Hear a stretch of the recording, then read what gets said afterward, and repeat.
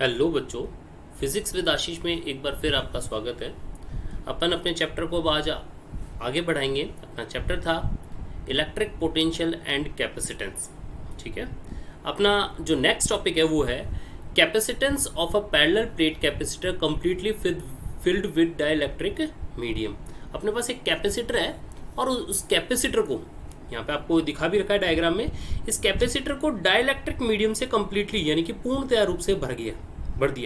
क्या करना है अपन को एक ऐसे कैपेसिटर की धारिता निकालनी है, एक ऐसे संधारित्र की धारिता निकालनी है जिसके मध्य अपन ने डाइलेक्ट्रिक मीडियम डाल दिया है। ठीक है ना, जिसका डाइलेक्ट्रिक कांस्टेंट क्या है, एप्सिलॉन आर डाल दिया है। देखो, इससे पहले अपन ने जब कोई मीडियम नहीं था, जब अपन ने सिंपल कैपेसिटर दिया था जिसमें कोई मीडियम अपन ने नहीं डाल रखा था, उसके लिए आपको याद हो तो अपन ने फॉर्मूला निकाला था C = ε0A/d निकाला था, आपको याद होगा। उसी का अगला पोर्शन अपने पास आता है। यहाँ पर अपन ने क्या कर रखा है, कैपेसिटर को कंप्लीटली फिल्ड कर रखा है जिसका डाइलेक्ट्रिक कांस्टेंट कितना है, एप्सिलॉन आर। ठीक है, अपने पास दो प्लेट है, दोनों प्लेटों के बीच की डिस्टेंस d है, ये अपन को गिवन है। अपन ने इस कैपेसिटर की एक प्लेट को Q0 चार्ज दिया, प्रेरण के कारण दूसरी वाली प्लेट पर माइनस Q0 आवेश आ जाएगा। ये तब है, Q0 आवेश मैंने तब दिया है जब इसके मध्य कोई भी डाइलेक्ट्रिक मीडियम नहीं है। ठीक है ना, यहाँ पर डाइलेक्ट्रिक मीडियम जब नहीं है तब अपने पास क्या है, इसके ऊपर चार्ज कितना है, Q0 है, और इनके बीच की डिस्टेंस क्या है, d। और मैंने कहा कि जब वैक्यूम है इसके अंदर यानी कि कोई मीडियम नहीं है, उस कंडीशन में दोनों प्लेट के बीच में जो विभवांतर का मान है वो मैंने V0 मान लिया। ठीक है, यहाँ पे लिख भी रखा है, प्रारंभ में जब समांतर प्लेट संधारित्र की प्लेटों के मध्य कोई माध्यम नहीं है तब आवेश Q0 है, विभवांतर V0 है, और ऐसी स्थिति में जो धारिता है वो C0 मैंने मान ली है। ठीक है, तो C0 = मेरे पास आ जाएगा Q0/V0। यही होगा धारिता का फॉर्मूला जो शुरुआत में अपन ने देखा था, C0 = Q0/V0। अब अपन क्या कर रहे हैं, इसमें डाइलेक्ट्रिक मीडियम एप्सिलॉन आर डाल रहे हैं। तो मैंने क्या किया, इसमें डाइलेक्ट्रिक मीडियम एप्सिलॉन आर इसके अंदर मैंने डाल दिया।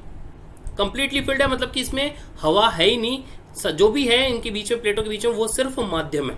ठीक है, ऐसी स्थिति में क्या हो जाएगा, मैंने कहा पोटेंशियल डिफरेंस चेंज हो जाएगा। देखो, आवेश तो जो दिया हुआ है वो तो Q0 का Q0 ही बना रहेगा, लेकिन जो विभवांतर है उसका मान चेंज हो जाएगा, और विभवांतर का मान चेंज होकर Vm = V0/εr हो जाएगा। अब बात आती है ये कैसे हो जाएगा, तो इसकी बात करें तो मैंने कहा कि हम सब जानते हैं कि पॉइंट आवेश के कारण, बिंदु आवेश के कारण r दूरी पर विभव का मान होता है वैक्यूम के अंदर kQ/r। याद है आपको, तो यहाँ लिख रखा है V0 = Q/4πε0 r, यानी kQ/r ही तो हुआ। अब अगर मैं उसी को माध्यम में रख दूं, मतलब वहां पर जो पहले वैक्यूम था अगर उसके माध्यम कर दूं, तो माध्यम करने की कंडीशन में क्या हो जाता है, आपको याद हो तो मैंने शुरुआत फर्स्ट चैप्टर में आपको बताया था, जहां पर ε0 लिखा होता है उसके मल्टीप्लाई में आ जाता है एप्सिलॉन आर।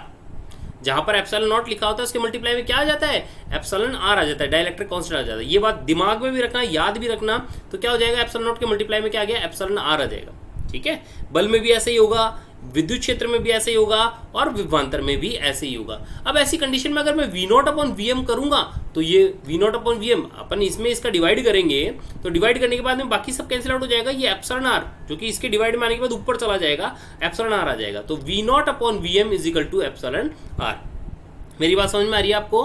तो V0/Vm = एप्सिलॉन आर है, तो यहाँ पर देख लो, आप Vm निकालेंगे तो Vm इधर आ जाएगा और एप्सिलॉन आर नीचे आ जाएगा। बोलो समझ में आया कि नहीं आया?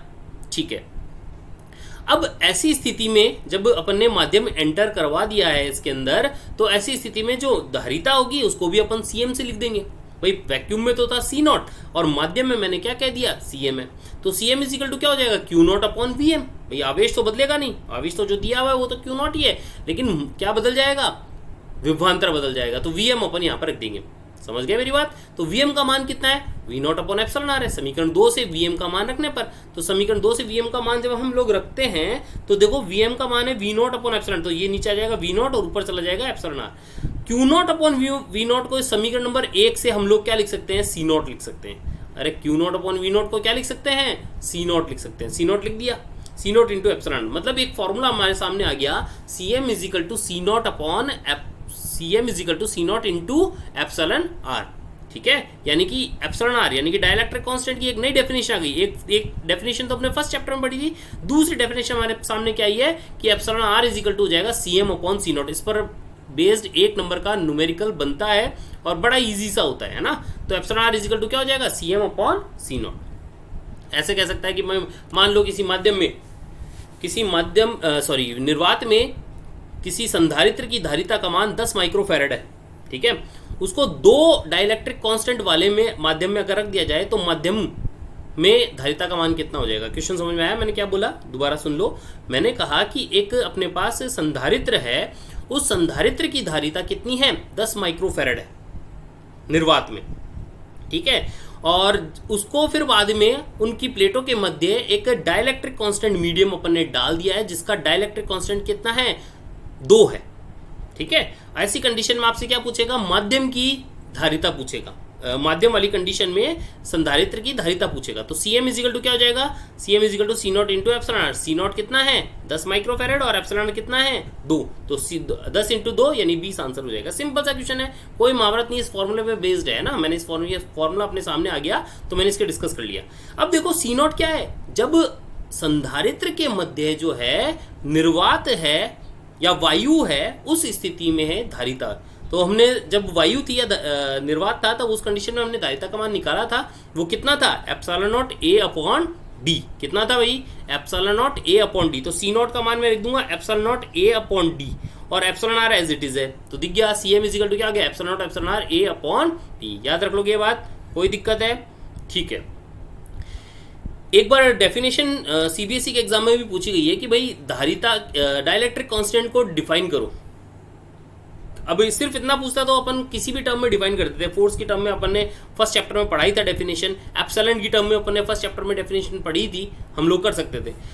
लेकिन अगले ने एक लाइन लगा दी थी क्या, कि धारिता की टर्म में डाइलेक्ट्रिक कांस्टेंट को डिफाइन करो। तो ऐसी कंडीशन में डेफिनेशन हो जाएगी epsilon R equal to Cm upon C naught, यानी कि माध्यम में धारिता अपॉन निर्वात में धारिता।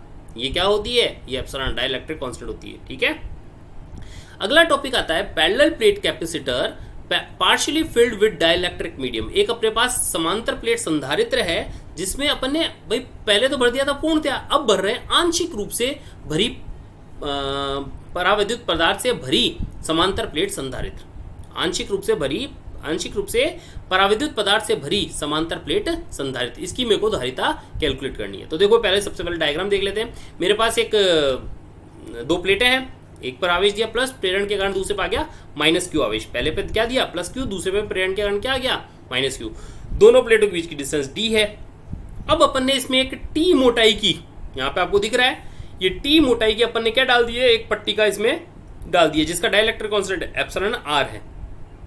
बोलो कोई दिक्कत, इसकी मोटाई t है, t का मान जो है वो d से क्या है, छोटा है, d का मान बड़ा, मतलब d क्या है, ये है। अच्छा, अगर बीच में मैंने t मोटाई की पट्टी का डाली है तो वायु की चौड़ाई कितनी हो गई भाई।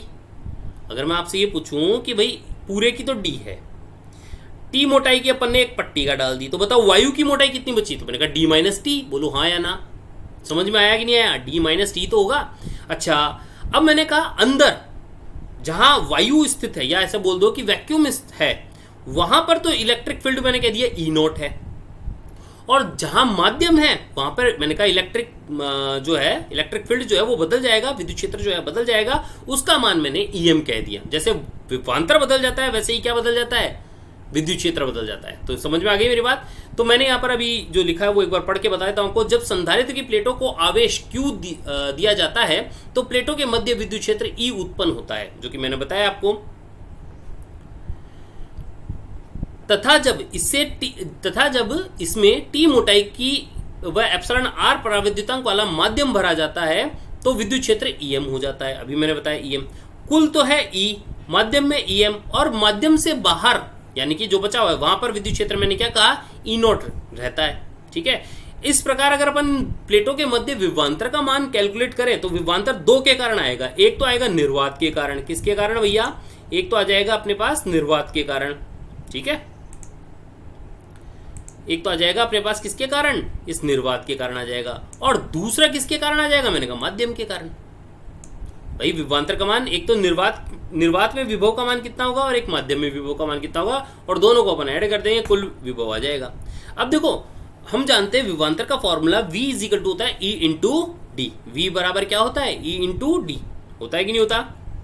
तो यहां पर मैंने कहा अपने पास अगर मैं निर्वात की बात करूं तो निर्वात में विद्युत क्षेत्र तो हो गया ई नॉट, और निर्वात की चौड़ाई कितनी हो गई डी माइनस टी। अरे समझ रहे हो क्या, यहां पे मैंने कहा यही तो बताया था डी माइनस टी, तो ये निर्वात में विभव का मान आ गया।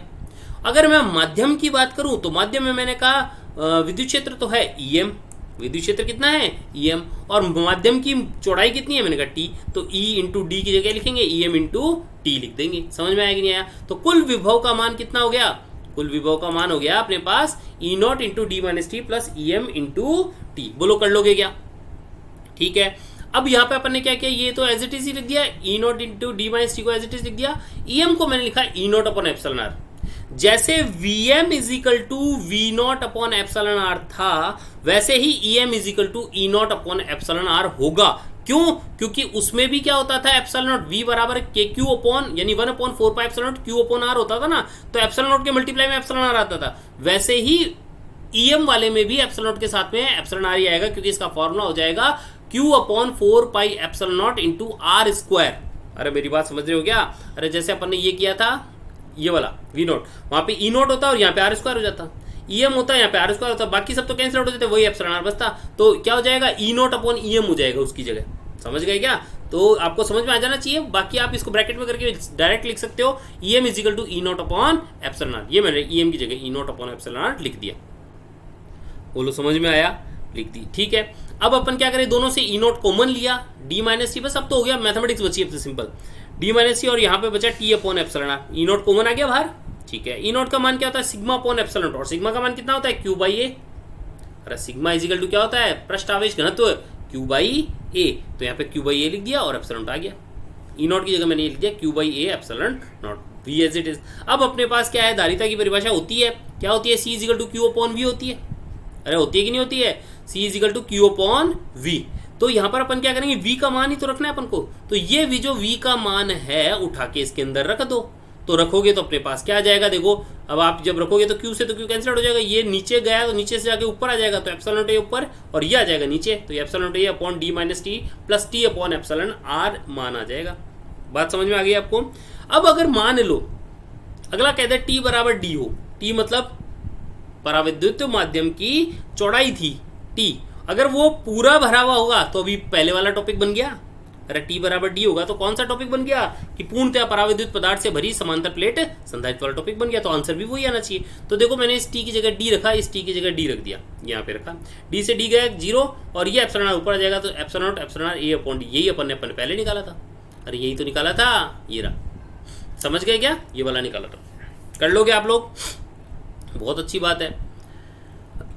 अगला जो टॉपिक आता है वो है अपने पास parallel plate capacitor filled with various dielectric medium. इस पहले तो अपने पास क्या था, एक टी मोटाई की एक पट्टी का थी, अब T1 T2 T3 dot dot dot Tn N अपने पास अलग अलग माध्यम पड़े हैं और अलग अलग माध्यम की अपन ने यहाँ पर पट्टी का इनके अंदर डाल दिए। समझ में आ गई मेरी बात भाई? अपन ने एक पराविद्युत डाला जिसका पराविद्युतांक तो था एप्सिलॉन R1, दूसरे का एप्सिलॉन R2, तीसरे का epsilon R3 dot dot dot envy माध्यम का कह दिया एप्सिलॉन Rn। इनकी मोटाई T1 T2 T3 dot dot dot Tn होगी। ये बात जो मैं बोल रहा हूँ वो थ्योरी में लिखनी पड़ती है भैया। हमारे पास एक समांतर प्लेट संधारित्र है जिसके मध्य प्लेटों के मध्य की दूरी d है, प्लेट का क्षेत्रफल a है, इस पर एक प्लेट पर अपन ने प्लस q आवेश दिया, प्रेरण के कारण दूसरे पर माइनस q आवेश आ गया, और इस समांतर प्लेट संधारित्र के अंदर हमने n पट्टियों का भिन्न भिन्न माध्यम इसके अंदर अपन ने डाल दिए। माध्यम की चौड़ाई क्रमशः T1 T2 T3 dot dot dot Tn है और उनके सापेक्ष पराविद्युतांक का मान epsilon R1 epsilon R2 epsilon R3 dot dot dot epsilon Rn है। यहाँ पर ये जो मैंने खाली जगह छोड़ रखी है, यहाँ पे आपको ये वाली थ्योरी लिखनी है, शॉर्ट में लिख दो, लेकिन 3-4 लाइन दिखनी चाहिए भैया, दिखनी तो चाहिए, पढ़ता कोई नहीं है। मैं आपको बता दूं एग्जाम के टाइम पर जब आप एग्जाम देते हो तो वहां पर ये लाइनें लिखी हुई दिखनी चाहिए, पढ़ता नहीं है कोई एग्जामिनर जब कॉपी चेक करता है तो वो इसको पढ़ता नहीं है, लेकिन वो लिखी हुई होनी चाहिए, क्योंकि पढ़ने की उसको जरूरत नहीं है, क्योंकि जब आप ये इस तरीके का डायग्राम बना देते हो तो फिर वो उसको वहीं दिख जाता है। ठीक है, मैं राजस्थान बोर्ड के स्टूडेंट की बात कर रहा हूँ, उनको यहाँ पर थ्योरी 3-4 लाइनें लिखी हुई होनी चाहिए और थोड़ा सा बड़े रूप में हल्का सा, मतलब जैसे 4-5 लाइनें बना के अगर आप लिखते हो तो राजस्थान बोर्ड में इसका इफेक्ट पड़ता है। सीबीएसई की बात करूँ तो सीबीएसई में जो होता है वो टू द पॉइंट होता है। आप सीबीएसई में इस तरीके से आंसर लिखा जाता है कि हाँ भाई थोड़ा बहुत पता है, लेकिन आरबीएसई में आंसर इस तरीके से लिखा जाता है कि जो आपके सामने जो कॉपी चेक करने वाला है, ऐसा मान लो कि उसको कुछ नहीं आता है, अब उसको सब कुछ बताना है, तो ऐसी स्थिति में आंसर लिखना पड़ता है आरबीएसई में। सीबीएसई में थोड़ा टू द पॉइंट है ये लिखने का तरीका, ठीक है ना। तो दोनों का अपनी अपनी अलग अलग जगह महत्ता है और दोनों ही अच्छे तरीके हैं, है ना। मैं किसी तरीके को कमजोर या खराब नहीं बता रहा हूँ, बस अपना अपना एक तरीका है। तो राजस्थान बोर्ड का ये मेथड रहा है। देखो अब यहाँ पर मैंने आपको बता दिया T1 T2 T3 dot dot TN अपने माध्यम पट्टिका अपन ने इसके अंदर डाल दी है। अब ऐसी स्थिति में अपन किसकी बात करें, विभवांतर की बात करें। भाई विभवांतर की बात क्यों कर रहे हैं, अभी तक अपन ने तीसरे टॉपिक की अपन धारिता निकाल रहे हैं और तीनों ही टॉपिक में आप लोगों का हमने सबसे पहले विभवांतर निकाला। मैंने आपको शुरू में कहा था इस कैपेसिटर वाले चैप्टर में आपको C equal to Q upon V formula होता है। आप तो V निकाल दो, V घट रहा है बढ़ रहा है वो बता दो, या V का मान निकाल दो, है ना। दोनों ये जब आप कर देते हो तो अपने पास बस V का मान उसके अंदर रखो और आंसर आ जाएगा। सिंपल सा फंडा है, ठीक है। तो मैं V निकालने जा रहा हूं, तो V इजिकल टू क्या होता है भाई, होता है क्या, वो इंटू डी होता है। अब मैंने कहा ई नॉट तो क्या है, वैक्यूम के अंदर है। अगर मान लो इतना माध्यम रखने के बाद भी इसके अंदर थोड़ा बहुत वैक्यूम शेष रह गया तो वो कितनी दूरी में होगा, मैंने कहा डी में से ये सारी मोटाइयां घटा दो।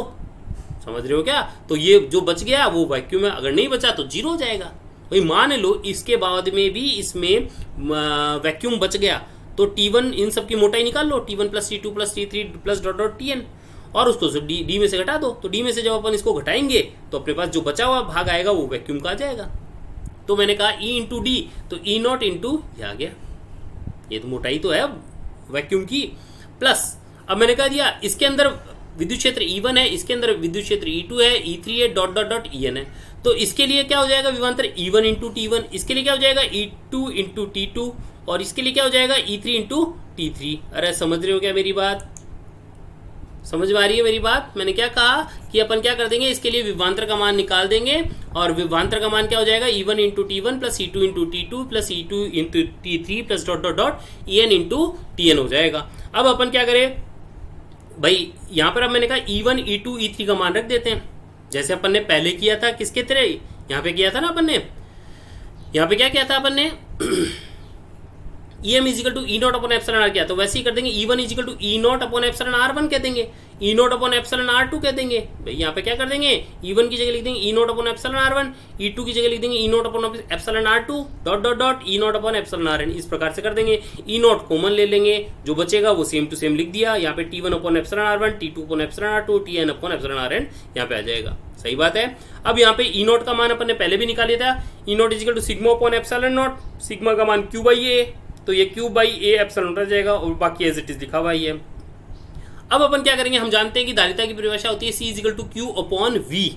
धारिता की परिभाषा क्या होती है, C equal to Q upon V। तो V का मान अपन यहां से रख देंगे। ये पूरा का पूरा मान उठाकर, कौन सा मान की बात कर रहा हूं मैं बात कर रहा हूं इसकी, ये जो मान है V का मान, ये वाला पूरा का पूरा है, उठाकर आप क्या कर दोगे, ये आपको दिख रहा है ये वाला मान, ये मान उठा के यहाँ पे रख दोगे।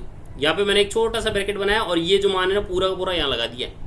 समझ रहे हो, यहाँ पे लिखता तो बहुत बड़ी स्टेप बन जाती, तो मैं आप समझ जाओ, आप ऐसा मत करना, आप पूरा लिख देना, ठीक है। तो ये मान उठा के यहाँ पे रख देना, ठीक है। अरे समझ रहे हो क्या, ये मान अपन यहाँ रख देंगे। अब ये V का मान अपन ने यहाँ रखा तो क्या हो जाएगा भाई, ये आ जाएगा अपने पास, Q से Q कैंसिल आउट हो गया और ये आ जाएगा एप्सिलॉन नॉट A अपॉन ये वाला ब्रैकेट पूरा का पूरा, ठीक है। अब देखो मैंने लिख के भी दिखा दिया एप्सिलॉन नॉट A, और ये जो ब्रैकेट वाली जो टर्म थी ये पूरी की पूरी लिख के बता दी। ये अपना आंसर हो गया, ठीक है। लास्ट में अपन ने कह दिया, मान लो कि ये जो T1 plus T2 plus T3 ये अपन ने लिया था ये सारे माध्यम, और इसकी मोटाई जो है मिला के D के बराबर ही है। इसका मतलब ये हो गया कि इसमें कोई बात वैक्यूम नहीं है। अगर मैं इसको T1 plus T2 plus T3 dot dot TN को अगर D के बराबर कर दूं तो इसका मतलब क्या हुआ, इसमें क्या नहीं है, वैक्यूम नहीं है।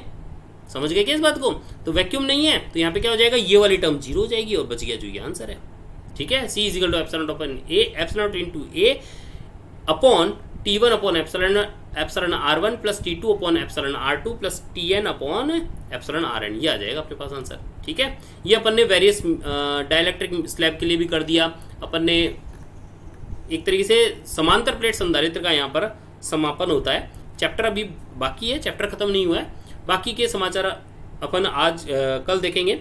आज के समाचार समाप्त होते हैं। जय हिंद, जय भारत।